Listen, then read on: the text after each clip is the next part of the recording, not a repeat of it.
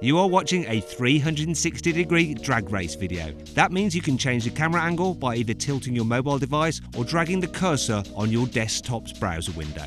If you want to watch the proper drag race video of these particular cars, then click on the pop-out banner in the top right-hand corner of the screen or on the link below the video to watch the full drag race video. 2, 1, go! Oh, he got some tyre smoke, but I'm way ahead of him. Oh no! This bogged down a bit.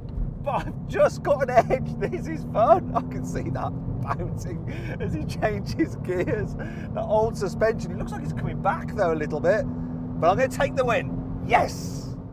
The heavier up was the first across the finish line, and it covered the standing quarter mile in 17.7 seconds. The old school Golf wasn't too far behind though, and it did the quarter mile in 18 seconds.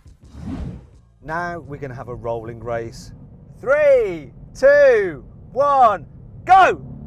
Oh, it's close. This is so close. Run out of revs. Come on. Come on. This is so close. This is so close. No, I think I'm just getting a bit of a lead on him. And goodbye, old GTI. Yes. That's enough of that. I'll let him come back. Save some face.